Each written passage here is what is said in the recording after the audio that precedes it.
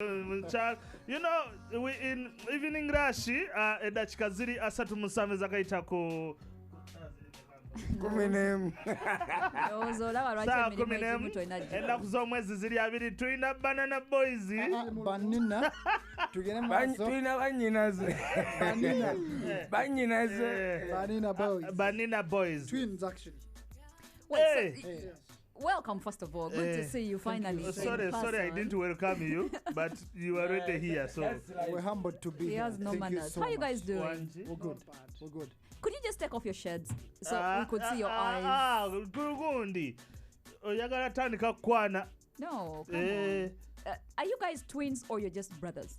We're twins. This is Kakuru. Kakuru Kato. You look so much alike. Thank you so much. Okay, how do people even tell you guys apart? Same hair, same... Well, I can tell Kakuru is a bit tall. I think slightly taller. I have 6 minutes when I'm out before him. You're 6 minutes older than him? Yes. Oh. But 6 minutes is hour.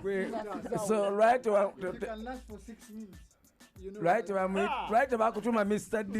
If you can last for 6 minutes. Well, that's true. That's true. I go for 40 minutes. Okay, 40 minutes. I done 6 minutes. 46. On the 46. My food day. So we would love other people to get to know the Banana brothers. Who is Chris? Who is Joe? Me, I'm Chris. Chris Kakuru. Me, I'm Joe. Banana. Kato. So Banana is your actual name also? No, Banana is our family name. Yeah. Okay. Banina. Erinyanze nali manyi mama yali batuma. Banina. Kitegeeza yali jawali. Ewa. Mu Banina. Ate nsiruwadde. Banina. Bano bayimbi bayina hit. Bayimbi baba bayina hit nange binjogera. Linda oyogera kunze togera ku bano. Anti obuyingiddemu. Kanzire bali. Mamadde bali. Nga muli bampi. Obumpi bulaga twabujja ku mama waffe. If you're this short, your mother must be... We're in the same height with our really? mom. Yeah. Ah, okay. Mumubuuze ye abagamba nti muli bampi ye muwanvu.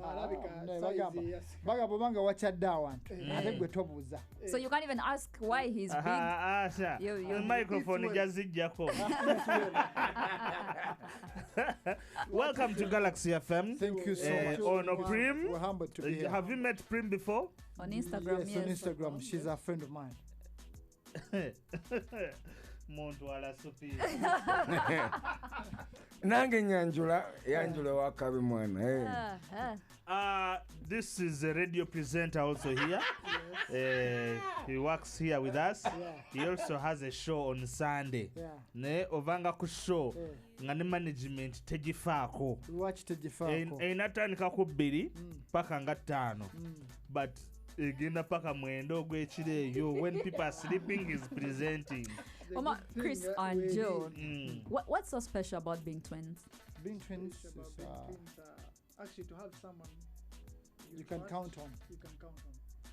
For us, having somebody you can count on, who can always be there for you. I can count on him. And I can count on him. Is there anything you wouldn't do for each other? Maybe sharing something, but something or someone. Sharing a woman, it's hard. Hey, why? You're twins. Why not? No, actually, we do that because of this stuff which is happening, diseases and all that. You know what can take him can take me if we share one woman. True. But if it wasn't that, if the woman is alive, then you both want to go. You'll stay. You'll stay. You want to go. Ewe mama walanga nza abasemba ne wana sebo zengenda kufane nata abalongo babiri. Era wakifunyemu katogali kikubuuza.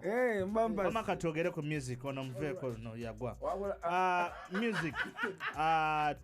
Tumanyi kano munachalo Do you have more music? Do you have collabos? Are you working with somebody? First of all, let's talk about this song. Dwava wani yaluwandi kanri producing. Andre Yalwandika. Okay. Now the producer, not the producing. Do you have more projects? Ronnie Yatekam piano. Okay. Ate ensasi. Kati tugingidde details. When I listened to this song, I felt like you guys were getting closer to convincing Ugandans musically, because I used to see, I am online most of the time, so I'd be reading these comments from people, and people used to say, oh, they can do well as models, they have more pictures than music, and then you guys come through with Muna Chalo. It's because we grew up in Chalo. Ewa. Eyo bagitayo coach Rakai. Twakulira. Lindako. Eraka sije bagamba mbuno balia. Era bye bimu. Ke mwe lindako mwete mulia. Baona batyo balia. Vegetarian. Rakai. I've never heard. Ata kati gwe. You tell her. No kati eri baja. Nenga tebalya buli omu, tebalya baneiba baabwe. Naye kati gwe you are you see like a burger. Bali abaja abantu babakola banga kabaga. Okay, engage your did you guys ever feel offended or feel a certain kind of way that Ugandans always thought that you could do better as models and not singers? No, never feel bad about that. That is someone's opinion. Yeah. Me, I have my own view and I have my own vision that I think I can be. So I can never be offended about someone saying I can be this or that. Yes. Besides music, buli mai nebibye byakola oba you still work together, stay together? Because I know one of you lives in France, right? We live in France. Both of you? Yes. Oh. You live in Uganda. Bonjour. Bonjour. Yeah, ndi musava wansi. Musava bien. Sokoli ndeko. Okay, both of you be in France. Tuli bana Uganda. We live here. We here. Okay, when you're here, do you do the same thing, or in France, or when you're in France, do you work together? Do you stay together? In France, stay together. We live together. But different. Can I answer? You answer. Let him also answer, because it's been you talking all the time. Oh, you are twins. Mukizi mwagala. Both. Kato, I want to speak to Kato. Okay, we do different. Pull the microphone closer to you, Kato. We do different jobs. I'm a chef. He's a trainer. You're a chef. Yes, he's a trainer. Wait, only chef for hour. Wait, so Kato is a chef. Yes. And Kakuru? I'm a trainer. I train how to dance and I babysit. Oh. Ani babysitter. Nino mwaneka.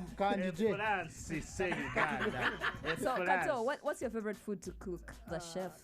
I can cook any food. Any food? Yes. You see, something they say about men that can cook. Apparently, they use that skill to get any woman that they want, because women always love men that can cook. Because even me those days when I used to cook. It's a talent. Yeah. It's an art. Do you cook for your girlfriend? Or is she supposed to be the one to cook for you because she's a woman? No, actually, when you do that job, you get tired of cooking. So you don't like to cook at home? I don't like to cook. Do you have a girlfriend? Do I have a girlfriend? Yes. I don't know. Go. Ate gweye. Tuliosene tukogerako. Njagala mbabuuze. Shani mumuyita mutya? PR. Zembuuza bo. PR. Soko tunyonyole shani yani because byoyogerako tetubimanyi. Mutembimanyi but nze mbimanyi. Soko tugambe wama mugambe shani ye PR wamwe. Okay. Aliwa. Kakuru. Jali. Let's speak about your jobs that you do in France. You said you babysit. Yes, I babysit. And you... Butoto bukusalire tosi. What else did you say? No, I train her to dance. Okay. You see, there are people that think that when you are a man or when you look a certain type of way, then you cannot do certain jobs. Look a certain way how? Because there are people that are going to say they cannot babysit. You're not supposed to work. Babysitting is working. Yeah. True. Because they pay me every hour that I spend there with the kids. Yeah, so it's what I do. And if you're earning, that's the thing. Do you love kids? I love kids. Are you doing it for money? No, I did it because I love kids. Oh. Yeah. Obukuba.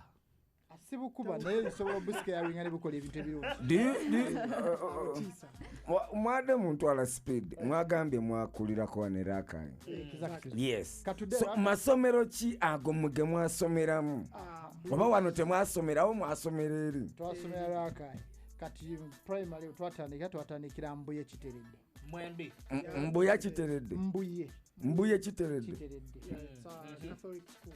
Bikira Maria judde name. Ne tuvaayo ne tugenda ku Green Valley. Mwembi. Era essomero ly'Arakai. Kyotera makati. Kyotera. Olwo mujja musembera. Ate tujja tusembera. Awo tuli kumpe kuddayo. Kati ate bwe twavaawo. Ne mugwa. Awo mugwa mwagwawo. Nze bina ebintu mbimanyi. Awo ne tuvaawo. Ne muvaawo. Ne mudde Faransi. Nedda. Ne tugenda e Rakai. Ekooki. Eye deep inside. Ye wali tata wamwe, ye wali mama, ye wali ani. Awo kati muzeeyi yali amaze okufa. Sorry. Netugende wajjajja waffe. Oh no. Mugenda mutye Faransa. Kuba abo nange firimu enjagala awo. Genda maaso. So no ne muddayo deep down coach. Taliko okulunda ente ne tununda embuzi. Ebisolo basically. Ne tusomereyo. Twasomerako ku Kimulisiro Ping View, ne tusomerako Kanyogoga, ne tusomera ku St Kizito. Tuli mu primary. Lwansonga gana maso yonna gye mubadde mututwala mubadde mukyali mu primary. Kitegeeza ensasula ya school fees yali nzibu y'ensonga lwaki babakyusanga. Kitegeeza muli banaku nga nze. Gwe you are different. Yes, yo yanjawulo ku yabali. Owulira bwe twakula ne tufuna Katonda. Tuli banaku kubanga tulina Katonda. Ate Katonda alina byonna. So how did you guys move to France? We went to France in 2011. Yeah. So I went there as a dancer. Oh. Then later he came in. I just came to visit and then you went to visit and stayed. Yes. They stayed. Oh, but it's good that you guys look out for each other. Like you get to go to France and then tell your brother to come too as well. Firimu weri we wano. So mujja mutya okubanga mufitinga mu France lwansonga olulimi lweri lulala n'olweno lwembadde mu lulala kyemmanyi waliwo kabata awo okukyuka okuyiga olulimi lw'abali. Kabato kabeerawo mu buli omu agenze mu nsi endala nga tamanyi lulimi. Osobola kusoma lulimi. First you go to school for the language. Every country gyogenda mu wetwagenda Zungu n'okubimba ogozo paka ogenda waggulu n'okugenda wantu nga tomanyi balinga boogera Obuchina. You won't never understand anything at the street. So you need to do your best to understand the language, to know what people around you are. The first thing ky'oyinasookerako is to go to school okuyiga the language. Yes. The language is what? Kyebakola bakugondezaamu nnyo ne bakusomeseza bwereere olulimi. Wano mu Uganda nga sikiwulirangako. Anti kubanga tewali kintu ky'oyinza kutuukako nga toyogedde nabo. Bw'otuuka mu ofiisi ng'eno oli ajja kwogera French, ayeva maaki amanyi Oluzungu. Era bw'onna mubuuza mu Luzungu ajja kugamba this is France. Everything kiri mu Lufalansa. If they understand English, they will speak French. Speak French. In brief, baagala nnyo olulimi lwabwe. Nnyo. If you have any questions for the Banina brothers, we are on Facebook, we are on Twitter, we are on Instagram, Galaxy FM. Let us come back. Whoa, no kafulu mukuvuga mu lukaze mpaka. Eye ye kulembedde asaze kone kambwe.